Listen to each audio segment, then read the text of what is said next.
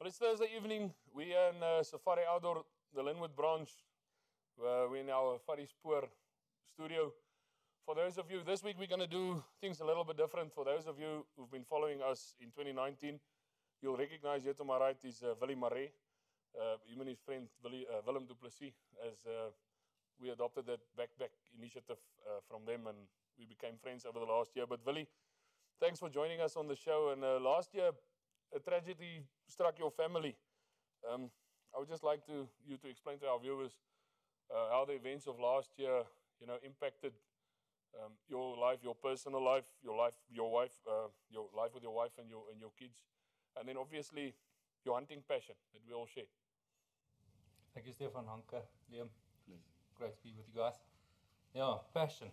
What a lovely word. Yeah. Something we don't always realize is that passion can burn. Passion can die down. Can be destroyed. And I think oftentimes we take it for granted. We think it's something that comes naturally and it's something that we deserve. Last year was the end of hunting season.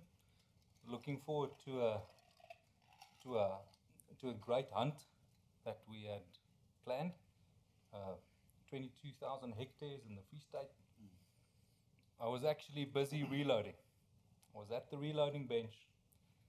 I just had a 2-year project completed. Your 300. 300 WSM. The first gun that I can actually buy accuracy with. It's not up to me, I can buy it. Yeah. So I was actually busy seating my first 2 rounds.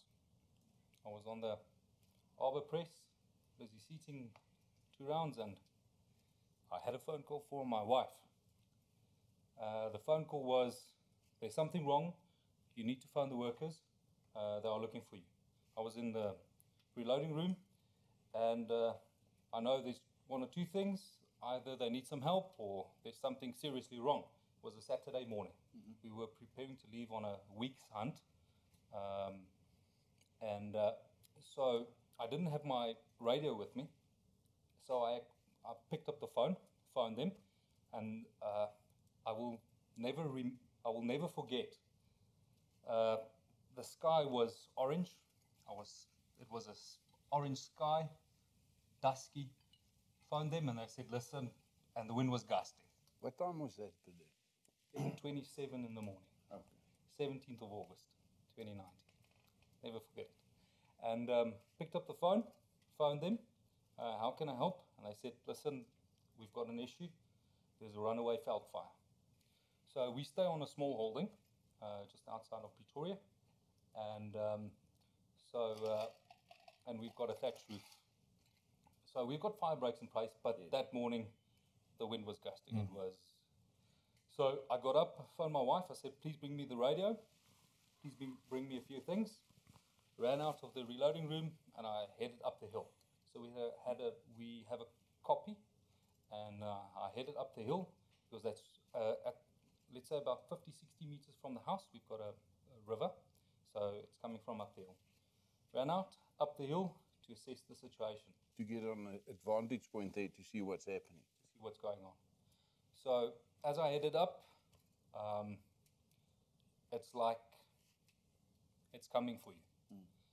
It's like It's like a dragon coming. It's like a dragon. It's coming for you. You can see it's something you can't imagine. Went up the hill. We have a few workers on the farm. So I met them. We had a look, and within 30 seconds or odd, it's moving like 50, 100, 150 meters, and it's coming from up there. So I said to them, all right, get the fire break equipment, get the firefighting equipment quickly. So we've got a few oaks. Get the firefighting equipment. Ran down to the house to get the radio and everything for my wife. We've got a tight community. And I was on the radio. Said, listen, guys, we've got a runaway Veld fire. We need some assistance, please. So got the equipment, all the workers assembled, and we headed up towards the fire break. As we came to the fire break, there's one of a few things you can do. The first thing you do is you pray. You pray.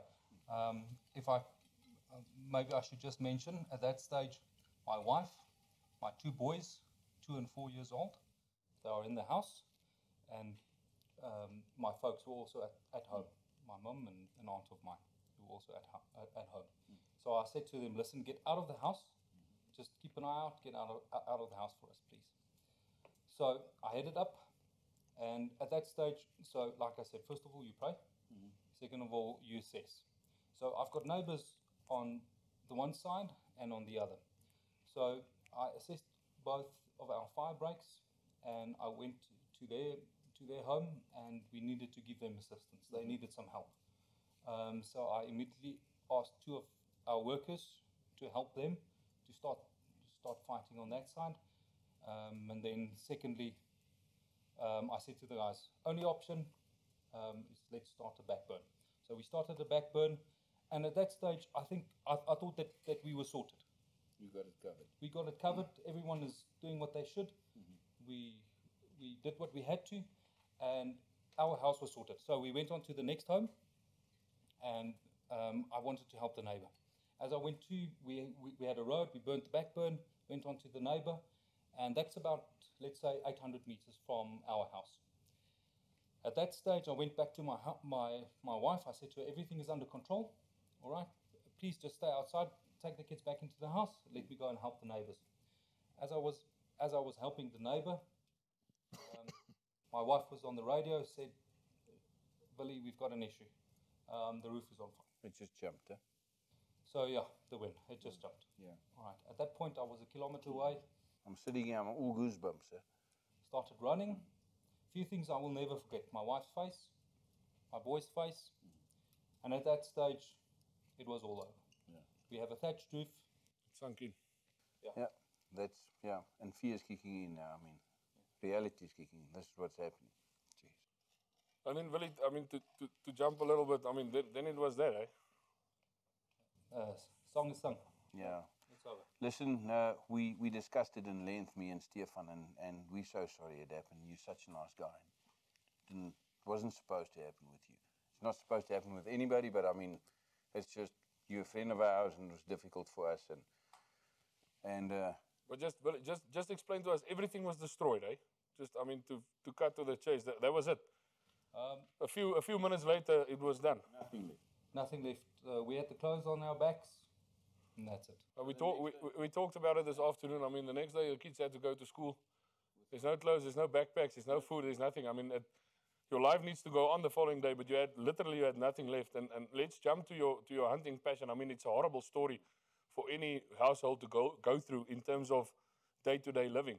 But just to jump to your hunting passion, I mean, everything you had built up, inherited, everything was gone. I mean, there's a picture on screen, I think now, the guys will put it up for us. You sent Willem sent it to me, about the guns you got, I don't know, the next day or whatever, you got it out and you packed it out from a 2-2 up to whatever. And I mean, it was just a horrifying picture, Anke. We can see it now. So just explain to us, that was everything was gone. That's why I said I never thought that passion can die down, can burn. It can. That day you did. Liam, that's one of the reasons you are here. I mean, Liam, you're from Vortex, South Africa, and you got all of this story along the line. Please. Yeah, Steph, we got wind of this a little while ago, and got on the phone. Obviously heart-wrenching. And we had a chat, and obviously it was a quick chat. There wasn't a lot of debate. There wasn't a lot of things to discuss. And I just want to touch on a couple of things that Willie said. That, you guys are a community. And I feel we are, as a shooting family, we are a community. And that's also something we take for granted. And it's not a hell of a lot, but what we could do from our side is we heard that you had a lot of Vortex product in there. And at the very least, to repay just the initial faith and the initial trust in the brand. Obviously, the least we could do is we'd replace everything that you have lost at no charge. And then everything that you had that was a little bit older, we would then upgrade you to the current brand and stock. Which is a great gesture, this. I mean, come on. I mean, It's not huge, but we can. It's what we can do, and what we can do is that. Yeah, Anke, you guys from Safari side, I mean, there's something you want to share as well. From Safari side, I mean, look at the rifles here. It's all burned to smithereens, really. Rujan Hatting here in the Pretoria shop actually he organised all of this. He set it up.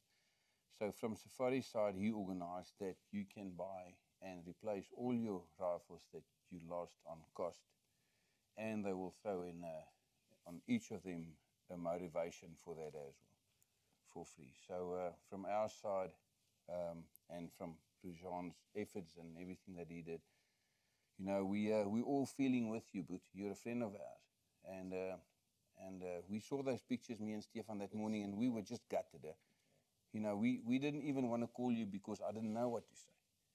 So whatever you lost, arms-wise, firearms-wise, we're here for you. It's only cost, and that's what it is. Pleasure, but we're going to get that passion burning again. We definitely go and get it burning again. Yeah. Anke, Stefan, gentlemen.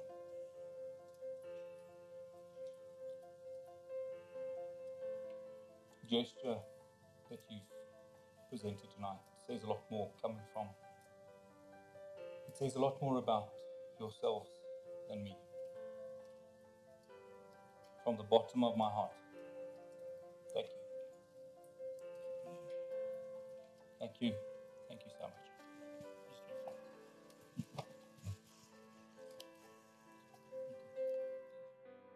Liam, thank you so much for being here. It's such a privilege always having you on stage and with us. And thanks for the gesture. And Stefan, I mean, come on. Yeah, Anke, and on that note, thanking Liam, I want to get in the guys from Safari. Rujan, we've mentioned his name, Sydney. Sydney on my right-hand side, and Rujan there. Guys, thank you to you so much. And I think it's just appropriate having a handshake all around. And thank you for organizing and having us here in your shop.